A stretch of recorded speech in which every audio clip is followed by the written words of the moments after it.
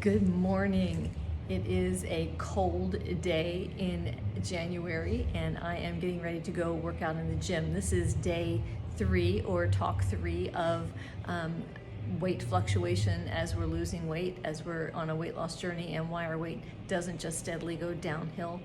How sometimes you step on the scale and the number is higher or it hasn't moved even though you've been doing all the things you know you should do. We talked about theoretically, if you ate 500 calories fewer than you need to maintain your current weight, that you would drop a pound a week, because 500 times 7 is 3,500. That's how many calories are in a pound of fat. So in theory, that's the way it would work. It doesn't always work that way. Why doesn't it always work that way? Those are the things that we're going to talk about.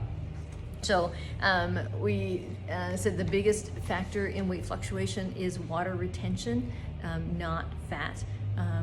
Obviously fat you can put on over time, but it's going to take you eating 3,500 calories more in order to put on a pound of fat. So that happens over time. It doesn't happen overnight. If you step on the scale on Monday and you weigh 150 and you step on the scale on Tuesday and you weigh 160, you did not gain 10 pounds overnight. It's got to do with water retention.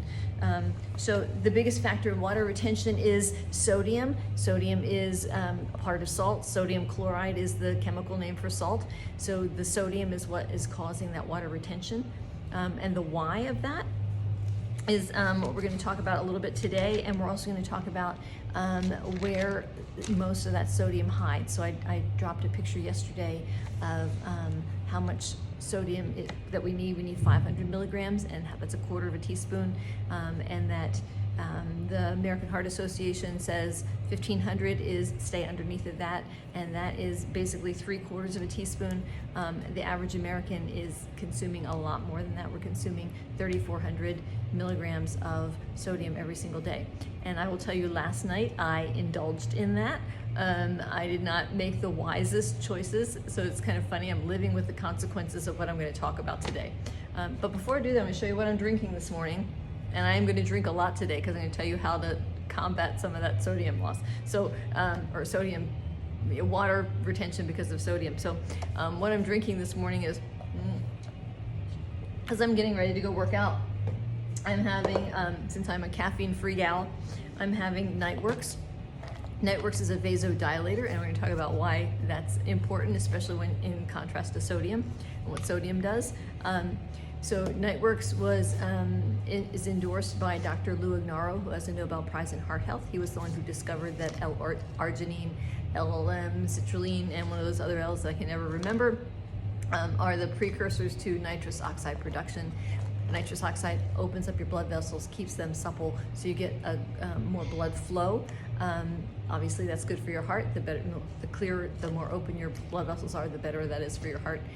It also is helpful if you're going into workout and you are caffeine-free and you need a little bit of energy. It's going to get more blood to your brain, more blood to your muscles, and so you have more energy to work out. So that's why I have this before my workout. And I like the orange mango flavor.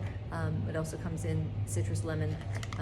But I have this, and I add in there collagen, which is great for skin, hair, and nails. It's a strawberry lemonade flavor, and I really like the combination of the two.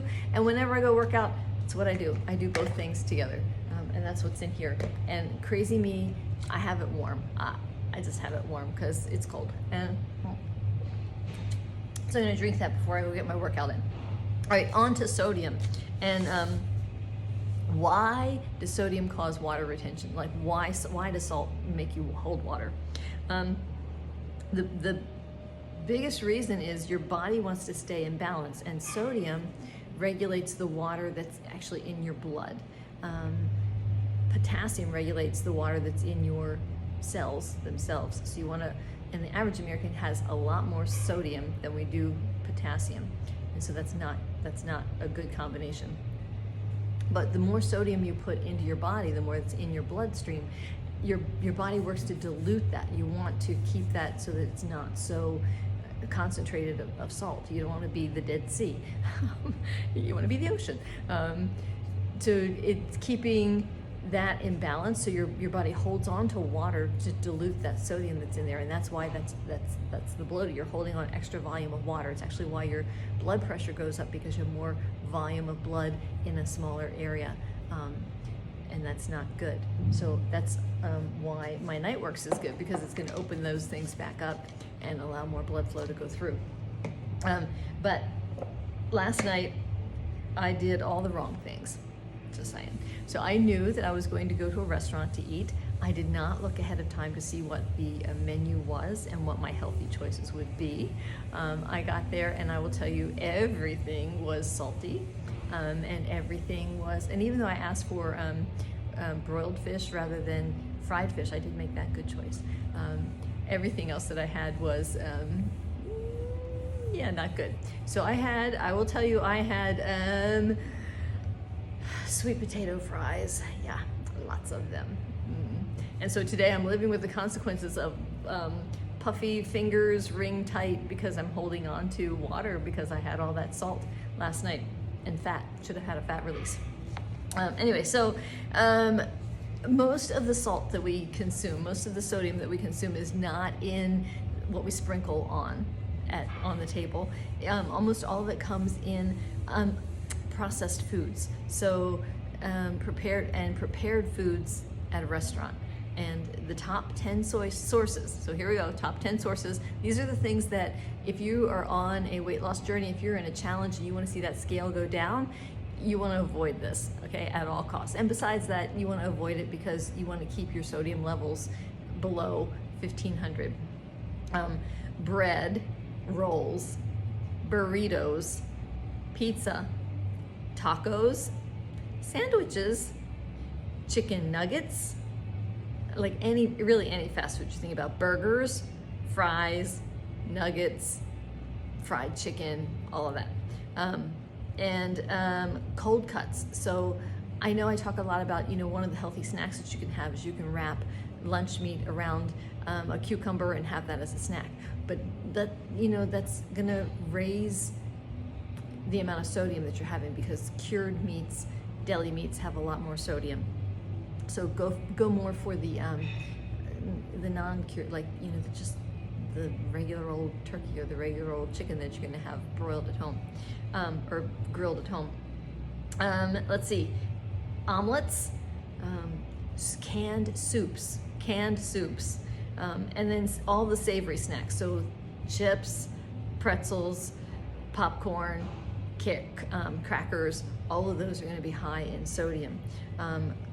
Rice dishes, soy sauce, boxed pasta, so mac and cheese out of the box, salad dressing, all of those things are things that you want to avoid or limit your intake of regularly, but especially if you are on this weight loss journey and you want to see that scale move. You don't want to hold on to extra water in your body.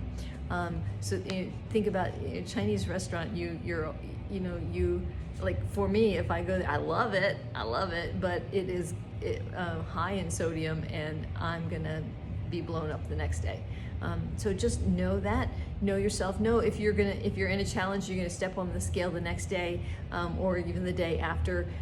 Avoid that, avoid doing that, because you're gonna sabotage yourself, that number on the scale. Okay, that's what we're going to talk about today. I'm going to go get my workout in, and I'm going to drink a lot.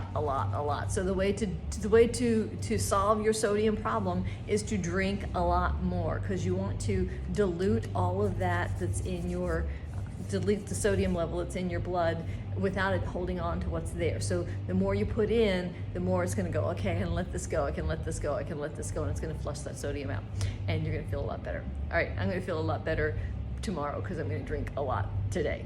All right, have a gorgeous day.